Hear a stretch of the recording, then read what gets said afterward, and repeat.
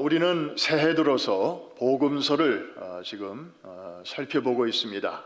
특별히 하나님의 나라에 대하여 공부하고 있습니다. 주님 나라 임하시고, 주기도문도 우리가 늘 하면서 하나님 나라, 우리가 늘 많이 말을 하고 듣습니다마는 그것이 무엇인가 우리는 사실 잘 몰랐습니다. 그런데 하나님의 완전한 통치가 이루어진 상태, 그걸 가리켜서 하나님의 나라라고 하죠. 그런 상태를 이제 히브리어로 샬롬이라고 하고, 그것과 가장 가까운 우리말 단어를 우리가 찾았는데 그 전에는 평안, 평강이었어요. 그런데 이것은 굉장히 좀 신학적인 단어였기 때문에 마음에 이렇게 확 와닿지를 못했어요. 그런데 우리말의 행복이라고 하는 단어, 우리가 행복 그러면 굳이 많은 설명을 하지 않아도 마음에 이렇게 느껴지는 바가 있지 않습니까? 성경에도 오늘날 내가 너희의 행복을 위하여 이렇게 명령하는 것을 잘 지키라. 그래서 하나님 나라에만 들어가면 거기에 세상이 줄 수 없는 그런 행복이 있다 하는 것을 우리가 공부했습니다. 그러면 어떻게 하면 샬롬이 없던 상태에서 그 샬롬의 세계로 우리가 들어갈 수 있는가? 지난 시간에 우리가 말씀을 통하여 살펴보았습니다. 첫째로는 하나님으로부터 멀리 떠나던 방향에서 방향을 돌이켜야 한다. 이것이 바로 회개라는 것이죠. 그 다음에 돌이키는 것으로 끝나는 게 아니고 하나님이 우리에게 거저 주시는, 은혜로 주시는 구원이라는 선물을 내미실 때 우리는 손을 내밀어 받기만 하면 된다. 그것을 받기 위해서 내미는 우리 마음의 손을 가리켜 성경은 뭐라고 한다? 믿음이라고 한다. 그래서 돌이키는 회개와 그 다음에 손을 내밀어 받는 믿음, 이것만 하면 어느 누구나 그가 어떻게 살아왔던지를 묻지 아니하시고 과거를 묻지 아니하시고 우리에게 구원이라는 선물을 주신다 하는 것까지 우리가 살펴보았습니다. 여기까지 이해가 되시면 아멘 하십시다. 그러면 오늘은 이제 이 세상 한복판에서 이 하나님의 나라는 어떻게 확장되어 가는가 하는 그 첫걸음을 우리가 오늘 보게 되겠습니다. 첫째, 사람을 부르십니다. 예수님은 사람들과 함께 이 나라를 확장시켜 나가기를 기뻐하셨습니다. 여러분, 성경을 보면 하나님이 홀로 하시는 일이 있고요, 그 다음에 사람들과 함께 하시는 일이 있습니다. 묻습니다. 창조는 홀로 하셨나요? 함께 하셨나요?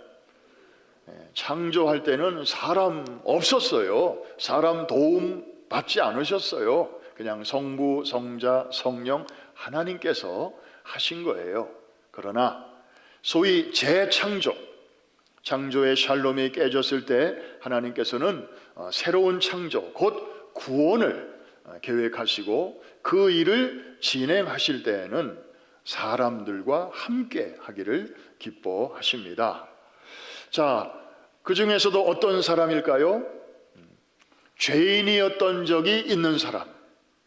그래서 죄가 얼마나 무서운 것인가, 그리고 그 안에서 산다는 게 얼마나 비참한 것인가, 얼마나 무력한 것인가를 느껴본 사람,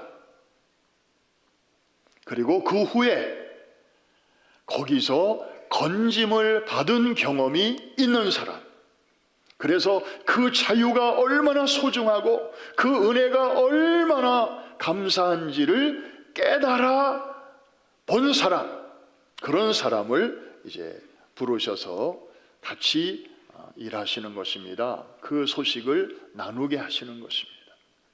가게에서도 점원 하나 구할 때도 할 수 있으면 평범한 사람 찾는 주인은 없죠. 기왕이면 건강하고 똑똑하고 일 잘하고 영어 잘하고 좀 그런 사람을 주인이 찾잖아요. 그러면 예수님은 어떤 사람을 그 많은 사람 중에 일꾼으로 고르실까? 놀랍게도 지극히 평범한 사람을 주님은 찾으셨습니다. 여러분, 지금 오늘 본문의 무대는 갈릴리입니다. 서민들이 사는 변방입니다. 별로 대단한 인물들이 별로 없어요. 여기는 스펙이 좋은 인물들은 다 저쪽에 있습니다. 어디에 있을까요? 예루살렘에 있습니다. 공부 많이 한 사람들, 그리고 종교적으로 영향력이 큰 인플루언서들은 다 예루살렘에 모여 있었어요. 성전도 거기 있었고요, 제사장들도 거기 있었고요. 그런데 예수님은 거기서 하나님 나라 운동을 시작하시지 않았습니다. 이 갈릴리, 서민들의 애환이 물결치는 그 동네에서 선교 센터를 가버나움에 정하시고 거기서부터 일을 시작하셨습니다. 왜 그렇게 하셨을까요? 세상 사람들은 능력이 이렇게 다들 제한되어 있으니까 할 수 있으면 특별하게 뛰어난 사람들을 뽑아서 모아서 뭔가를 해야 대단한 그 업적이 이루어진다고 생각을 하는 거죠. 그러나 주님은 그렇지 않으십니다. 아주 평범한 사람들을 통해서 아주 비범한 일을 행하시는 일에 전문가이십니다. 그래서 고린도전서 1장 26절에 보니까 하나님이 사람을 고르시는 그 원칙이 저기 잘 나와 있습니다. 같이 한번 읽겠습니다. 시작. 형제들아, 너희를 부르심을 보라. 육체를 따라 지혜로운 자가 많지 아니하며 능한 자가 많지 아니하며 문벌 좋은 자가 많지 아니하도다. 오디너리 피플을 하나님은 좋아하시는 거예요. 정말 우리 교회 성도님들은 다 정말 좋으신 분들이에요. 그런데 공통점이 있어요. 뭐 특별히 뛰어난 분이 없어요. 무슨 장관도 없고요, 무슨 총장도 없고요. 그냥 평범한 그런 이민자들이 대부분이죠. 그런데 하나님께서는 그런 우리 교회, 또 그런 성도들에게 세계적인 일을 막 맡기시잖아요. 사실 우리 교회보다 더 교인 수도 많고 또 재정도 더 넉넉한, 또 네트워크도 막강한 그런 교회들이 사실 미국에 많이 있어요. 전 세계에 많이 있어요. 그런데 어떻게 그런 글로벌한 사역을 그냥 이민교회 하나에 불과한, 그리고 그저 담임 목사를 포함해서 성도들이 다 그냥 그렇게 평범한 사람들이에요. 근데 그런 교회에 이런 일을 왜 맡기시는가? 그 이유가 있어요. 고린도전서 1장 29절에 그 이유가 있습니다. 다 같이 한번 읽습니다. 시작. 이는 아무 육체도 하나님 앞에서 무엇하지 못하게, 자랑하지 못하게. 여러분, 사실 우리가 자랑할 게 없는 사람들이잖아요. 왜냐하면 우리가 지금 누리고 있는 모든 것은 질그릇과 같은 우리 안에 하나님께서 보배를 담아주신 거죠. 그러니까 자랑할 게 있다면 나 자신이 아니고 내 안에 이렇게 귀한 것을 담아주신 하나님의 은혜밖에는 없는 줄로 믿습니다. 이게 하나님이 일하시는 방법이에요. 그래서 여러분들이야말로 정말 하나님이 쓰시기에 딱 좋습니다. 왜냐하면 너무나 평범하기 때문에. 이해가 되시면 아멘 하십시다.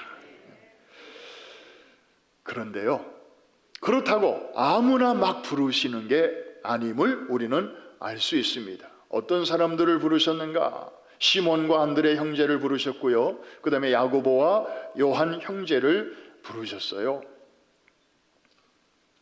그런데 이들이 뭐 할 때 부르셨는가를 우리가 보아야 합니다. 마가복음 1장 16절에 보니까 시몬과 안드레 형제가 바다에서 그물을 던지고 있었을 때, 그리고 야고보와 요한 형제는 배 안에서 그물을 깁고 있을 때, 영어 성경 보니까 preparing their nets, 그러니까 다음에 물고기 잡기 위해서 그물을 손질하고 있었을 때, 그러니까 이 두 형제는 서로 다른 곳에서 제각기 뭔가를 열심히 하고 있었다는 것입니다.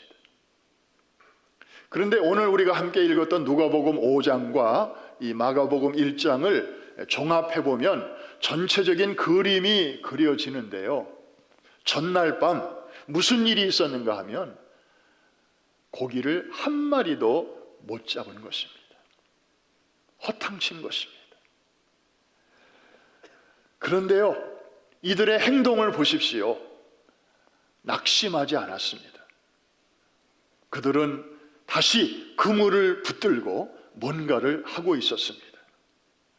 텅 빈 그물에서 절망의 이끼를 씻어내고 있었고요. 또 다른 형제들은 어젯밤에는 허탕쳤지만 다음번에는 이 그물 안에 고기가 가득할 거야. 그놈들이 빠져나가지 못하도록 헤어진 부분을 이렇게 수선을 하고 약한 부분들을 이렇게 매만지고 있었던 것입니다. 다시 말해서 오늘에 충실하며 내일을 준비하는 사람들이었습니다. 자포자기하지 않았습니다. 낭망해서 술이나 먹고 노름이나 하고, 그리고 자기가 못 잡은 그 억울함을 주변이나 세상을 이렇게 욕하면서 그렇게 생활하지 않았습니다.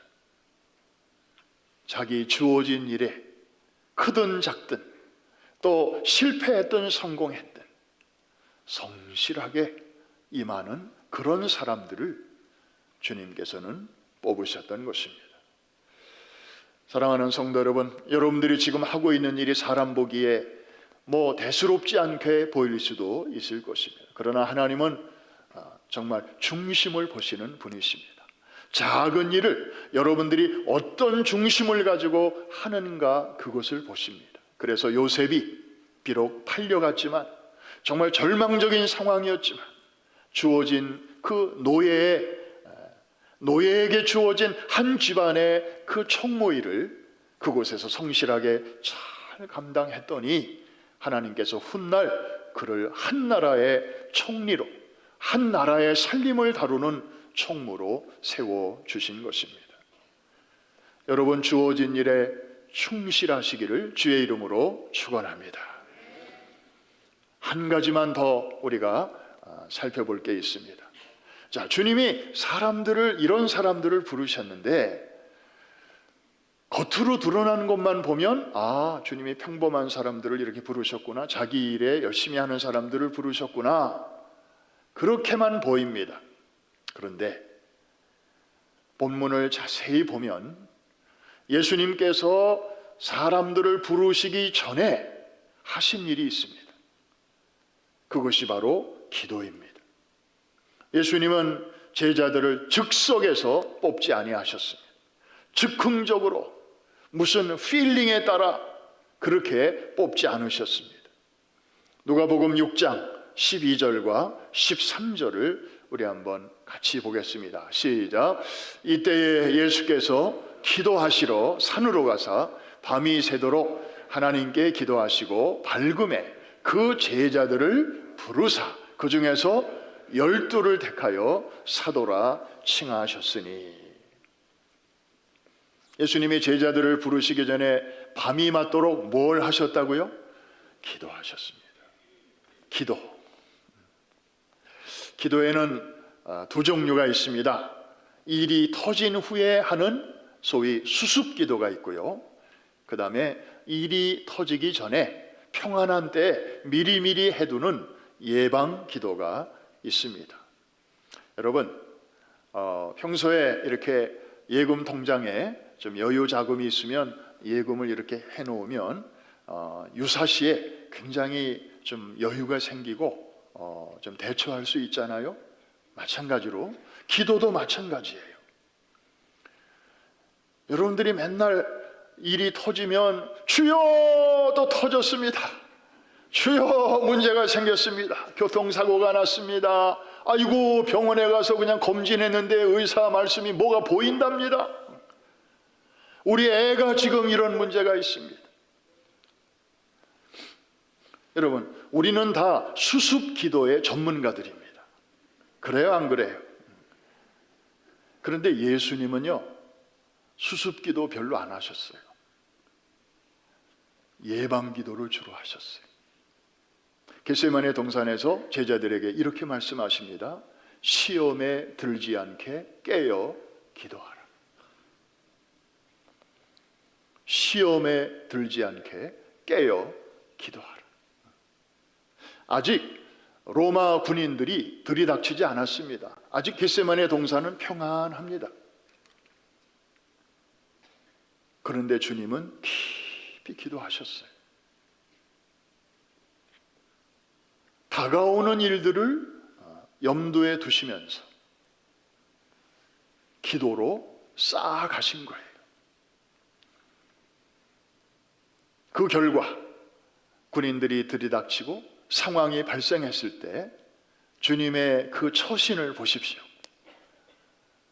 마치 기다렸다는 듯이 의연하게, 차분하게 당신의 몸을 맡기셨습니다.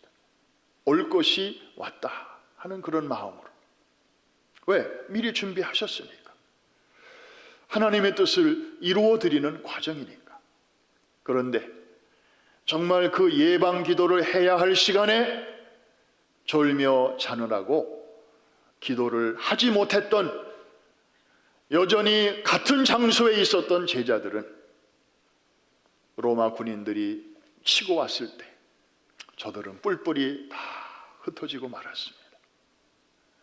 너무나 비겁하고 비굴한 처신을 보일 수밖에 없었습니다. 여러분, 건강은 어떤 때 지키는 게 제일 좋습니까? 하여튼 잘 아셔요. 건강할 때 지키는 게, 문제 생긴 다음에 병원 가고 의사 만나고 약 먹고 치료받고 하는 거, 그러면 이제 좋아지긴 하죠. 그런데 시간이 좀 걸려요. 고생 많이 해요. 삶에 지장이 많아요. 마찬가지로 기도도 지금까지는 수습 기도를 우리가 많이 했는데, 여러분, 언제까지 우리가 수습 기도만 하다가 주님 앞에 가려고 하십니까? 이제는 남은 시간만이라도 자신을 위해서, 또 가정을 위해서, 또 자라나는 우리 다음 세대들을 위해서, 또 우리 교회를 위해서 414과 에셀나무 사역을 위해서 아멘 안 하셔도 저는 계속합니다. 네. 그리고 두고 온 조국 대한민국, 이제 대선이 열흘도 안 남았는데 어떻게 될는지 위해서 또 기도해야 되고요. 그 다음에 우리 캄보디아, 또 탄자니아 우물 사역 위해서 기도해야 되고요. 그 다음에 지금 저 우크라이나에 러시아가 지금 쳐들어와 가지고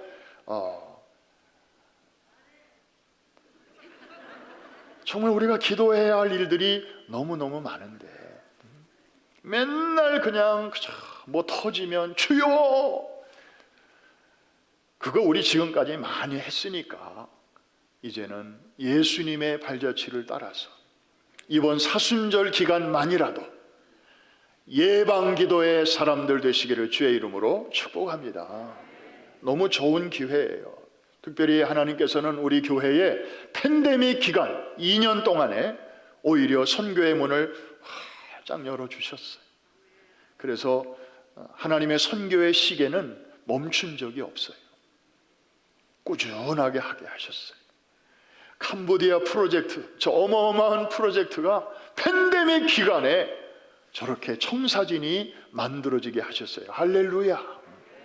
또 에셀나무 프로젝트, 다음 세대들을 정말 하나님의 사람으로 잘 일으켜서 선교적 마인드를 가지고 대학도 가고 그 다음에 사회로도 진출하게 하고, 더 나아가서는 우리 1세대들이 잘 감당해 주셨던 그 414 윈도우의 깃발을 이제 저들이 이어받아서 또 한 시대 잘 달려갈 수 있도록 저들을 세우자고 하는 이런 에셀나무 프로젝트의 비전도 팬데믹 기간 동안에 하나님이 주셨어요. 할렐루야. 그런데 여러분, 선교는요 이벤트가 아니에요. 선교는 프로그램이 아니에요. 선교는 무슨 액티비티가 아니에요. 선교의 본질은 영적 전쟁입니다. 사단의 권세 아래 사로잡혀 있던 그 영혼들을 복음의 능력으로 어둠에서 빛으로, 사단의 권세에서 하나님의 나라로 다시 데려오는 영적인 전쟁이에요. 그러므로 이것은 기도가 뒷받침되지 아니하면 선교를 행사로 할 수는 있지만 열매는 없어요. 이해가 되시면 아멘. 마치 아말렉과의 전투가 벌어졌을 때 여호수아가 군대를 이끌고 열심히 싸우잖아요. 그런데요, 여호수아가 열심히 한다고 해서 이기고 지는 게 아니었어요. 산 꼭대기에서 모세가 손을 들고 기도할 때, 모세의 손이 올라가 있을 때는 여호수아의 군대가 이겼지만, 모세도 사람인지라 그 손이 점점 내려올 때는 여호수아가 아무리 열심히 싸워도 아말렉이 우세했어요. 이게 바로 영적 싸움의 본질입니다. 그러므로 아무리 바쁘고 아무리 힘들어도 주의 일은 기도 없이는 이루어질 수가 없습니다. 저는 기도 그렇게 열심히 안 하는데도 이 일이 잘 되는데요. 그런 분들은 잘 들으십시오. 기도 없이 잘 되는 일로 인해서 너무 좋아할 것 없습니다. 요나서를 보십시오.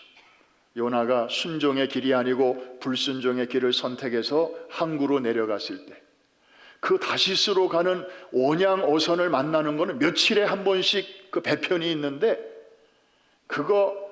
근데 요나가 항구로 내려갔을 때 마침 배가 있었어요. 속으로 뭐라고 외쳤을 것 같아요? 요나가 아다리 했을 것 같아요. 아다리.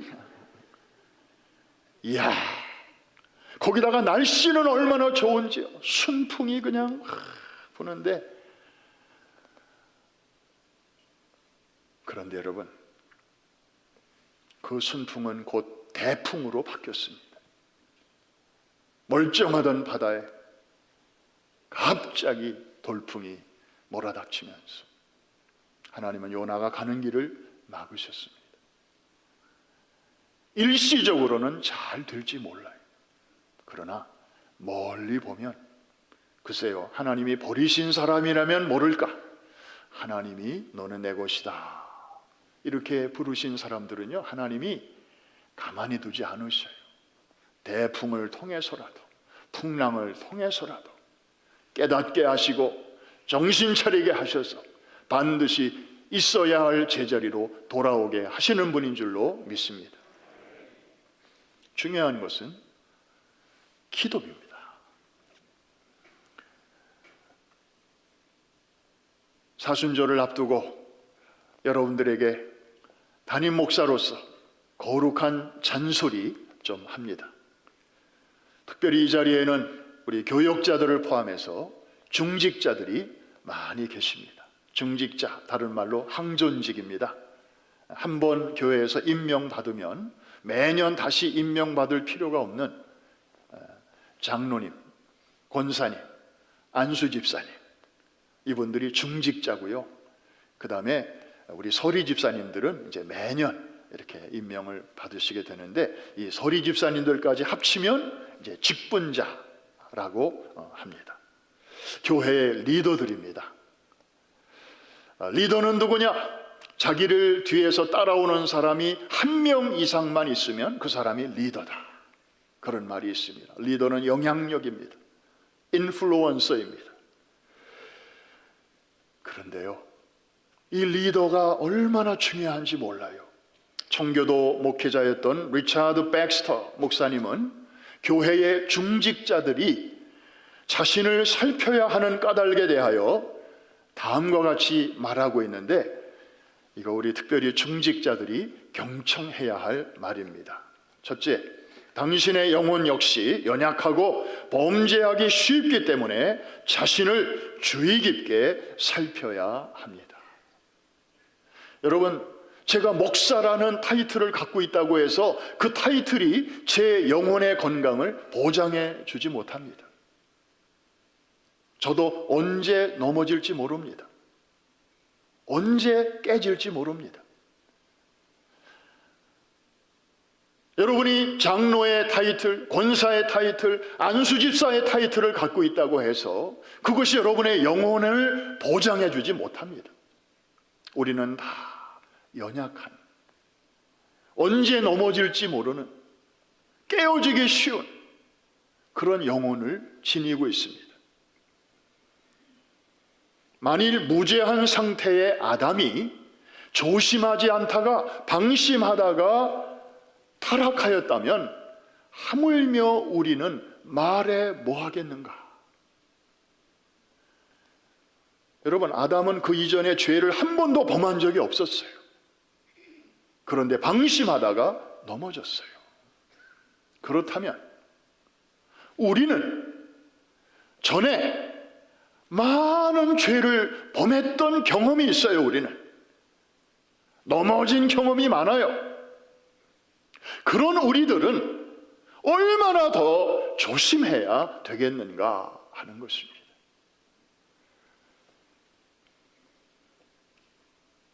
그래, 더 중요한 이유를 백스터 목사님은 이렇게 말합니다. 중직자인 당신은 사탄이 특별히 주목하는 타겟이기 때문에 더욱 조심해야 합니다. 그리스도의 종인 당신은 사탄의 세력에게는 심각한 위협 요소가 됩니다. 만일 사탄이 성공적으로 당신을 쓰러뜨리면 그 다음에는 더 많은 사람들을 쓰러뜨리는데 당신을 이용할 것입니다. 여러분, 미국의 그 과거에 그 텔레반질리스트라고 해서 TV로 전도하는 그 부흥사들이 있었습니다. 대단했습니다. 그런데 그 중에 어느 한 분이 스캔들로 쓰러지니까요, 기독교 신앙에서 떠난 사람들이 얼마나 많은지 모릅니다. 영향력입니다. 사탄은 우리보다 훨씬 스마트합니다. 그래서 어디를 때려야, 누구를 쳐야 양들이 흩어지는가를 너무나 잘 알고 있습니다. 그러므로 백스터 목사님은 이렇게 말합니다. 스스로 경성하여 사단이 당신의 넘어짐을 고소한 듯이 바라보는 일이 없도록 해야 합니다.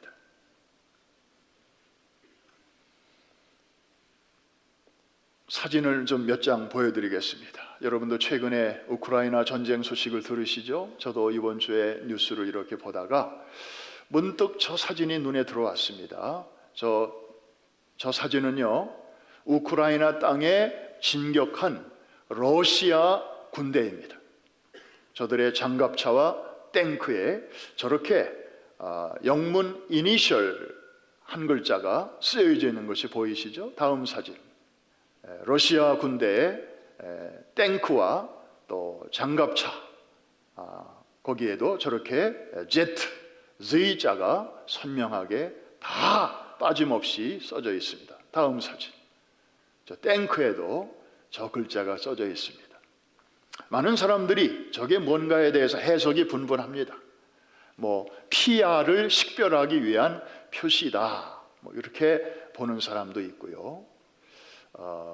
또 하나의 해석을 보니까 우크라이나의 대통령의 이름이 블라디미르 젤렌스키인데 그 젤렌스키의 첫 글자 Z를 저기다가 쓴 것이 아닌가, 또 이렇게 보는 견해들도 만만치 않습니다. 일종의 심리전이라는 거죠. 야, 우크라이나 대통령, 너 잡으러 왔다. 내 목을 따러 왔다. 좋은 말로 할 때 빨리 항복해. 많은 사람들이 예측을 했습니다. 대통령이 곧 도망가거나 물러날 것이다. 왜? 그 사람은 코미디언 출신이고 뭐 전쟁의 경험도 없고 그래서 겁먹고 달아날 것이다. 그런데 그 예상이 지금 빗나가고 있잖아요. 미국이 우크라이나 대통령이 도망갈 수 있는 항공편을 마련해 준다고 했을 때 그 대통령이 거절을 했습니다.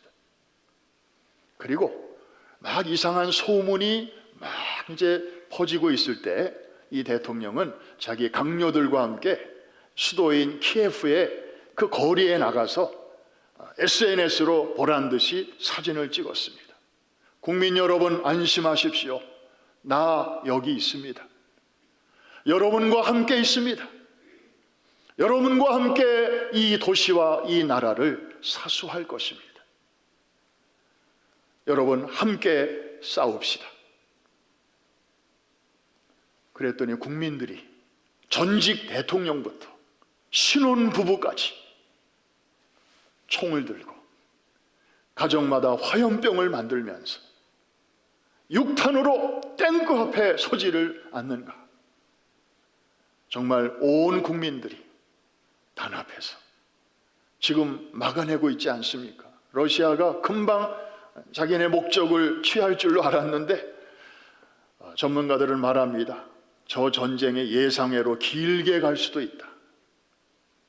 사랑하는 성도 여러분, 지도자의 중요성입니다. 만일에 이 44살의 젊은 대통령이 초전에 겁을 먹고 비겁한 행동을 취했다면, 자기의 자리를 지키지 못했다면 군대도 와르르, 국민도 와르르. 저는 저 사진을 보면서 많은 생각을 하게 되었습니다. 정말 오늘과 같은 이 어려운 시대에 지도자의 위치가 얼마나 중요한가. 지도자는 한 사람이 아닙니다. 숫자로 보면, 그 영향력으로 보면 수많은 사람들이 그에게 연결되어 있습니다. 참 우크라이나, 우리가 그동안에 참 몰랐던 나라인데, 야, 참 멋있다.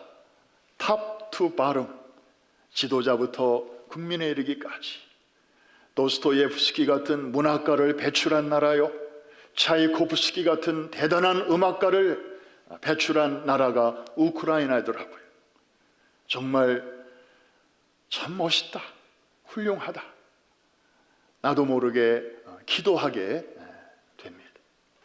여러분, 우리는 이런 되어지는 일들을 보면서 성령께서 우리들에게 주시는, 특별히 우리 지도자들에게 주시는 음성을 들을 수 있어야 할 것입니다. 저도 때로는 참 겁이 많이 납니다. So scary. 왜냐하면 사탄이 우리 교회가 하고 있는 일을 아주 불편하게 생각할 것입니다. 그리고 아주 못마땅하게 생각할 것입니다. 가만히 있지 않을 것입니다. 그리고 공격을 할 것입니다. 그렇다면 제일 넘버원 타겟은 누가 될 것인가? 나일 것이다. 제가 원튼 원치 않든 제가 첫 번째 목표일 것입니다.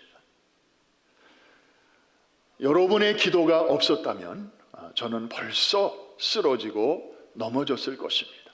그런데 대퇴기도 하시는 분들이 강단에서 기도하실 때마다 주일도 그렇고 새벽 예배도 그렇고 모든 예배마다 우리 원로 목사님 위해서 기도해 주시고 담임 목사 위해서 기도해 주시고, 그런 기도들이 모이고 모여서 정말 영적인 울타리가 되어주기 때문에 여기까지 올 수 있는 줄로 믿습니다. 여러분, 왜 저만이겠습니까? 우리 중직자들, 저와 똑같이 저들의 영적인 타겟입니다. 그만큼 여러분들의 영향력이 중요하다는 것이고, 그리고 저들에게 굉장한 위협 요소가 된다는 것입니다. 주님은 겟세마네 동산에서 수제자들에게, 12제자 중에서도 리더인 수제자들에게 이렇게 말씀하십니다. 내가 1시간도 깨어 있을 수 없더냐. 물론 여기서 말하는 1시간은 24시간 중에 1시간을 말하는 것은 아닐 것입니다만은 그 주님이 직접 워딩을 그렇게 하셨어요. 내가 1시간도 깨어 있을 수 없더냐.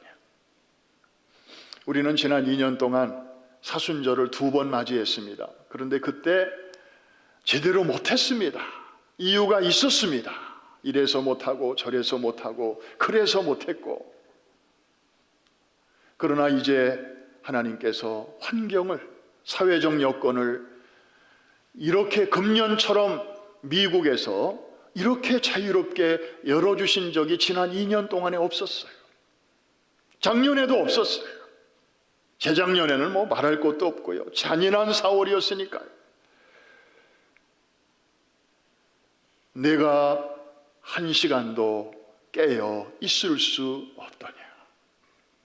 사랑하는 성도 여러분, 특별히 우리 중직자 여러분, 이번 사순절에 다른 때에는 못하더라도 이번 기간 40일만이라도 하루에 1시간을 주님께 드리실 수 있기를 주의 이름으로 축복합니다. 할 수 있으면 성전에 다 모입시다. 도저히 사정상 못 오시는 분들은 가정에서라도 그 1시간을 주님께 드리되 뭐 잘 거 다 자고 먹을 거 다 먹고 볼일 다 본 다음에 찌끄레기 시간 1시간 드리지 말고 그 시간에 온 교회가 깨어 기도하는 그 시간에 여러분도 같이 일어나서 몸과 마음을 정결하게 하고 나를 위하여 십자가를 향하여 뚜벅뚜벅 걸어가신 그 주님을 생각하면서 이번에 1시간 같이 드리실 수 있기를 주님의 이름으로 축복합니다. 결론 한마디 하고 마칩니다. 바쁘다고 피곤하다고 기도를 게을리하면 우리에게 어떤 일이 생기는가 하면요, 다른 거 많지만 한 가지, 손해봐요. 손해봐요.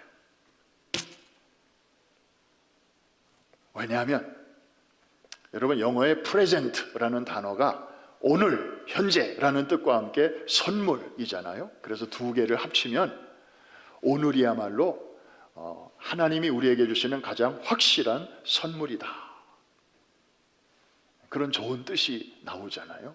마찬가지로 히브리어의 바라크라는 단어가 있는데 이거는 복이에요. 하나님이 주시는 복이에요. 세상이 주는 복이 아니고. 그런데 또 하나의 의미가 뭐냐면은 무릎이에요. 무릎. 그래서 복, 무릎, 이 두 단어를 같이 연결을 시키면 세상의 복은 잔머리를 통해서 오지만 하나님이 주시는 복은 어디를 통하여 온다? 무릎을 통하여 온다. 주님 앞에 꿇는 기도의 무릎을 통하여 우리에게 오는 것입니다. 그러므로 이런저런 이유로 기도해야 할 자가 기도하지 않는 것은 그거로 끝나는 게 아니라 그를 향하여 오고 있는 하나님의 복을 스스로 밀쳐내는 것입니다. 다른 사람에게로 지나가게 하는 것입니다. 그러므로 기도를 게을리하면 기도 안 한 만큼 무엇이다? 따라합시다. 손해다. 자본주의 사회니까 이렇게 표현하면 더 확 와닿을 거예요. 한 번 더 표현합니다. 기도 안 한 만큼 뭐다? 손해예요. 이번 사순절 하루에 1시간, 정말 나와 함께 1시간도 깨어 있을 수 없더냐, 주님의 그 안타까운 음성을 우리가 들으면서 주님, 제가 있습니다. 제가 이제 일어나겠습니다. 자다가 깰 때가 되었으니 그동안의 팬데믹의 동굴 속에서 나도 모르게 웅크리고 있었는데 이제 나오겠습니다. 이제 제가 서야 할 자리, 또 제가 해야 할 일을 하겠습니다. 이렇게 나아갈 때 우리 시대의 진정한 제자로 주님께서 환영해 주시고 또 여러분들을 축복해 주시고 사용해 주실 줄로 믿습니다.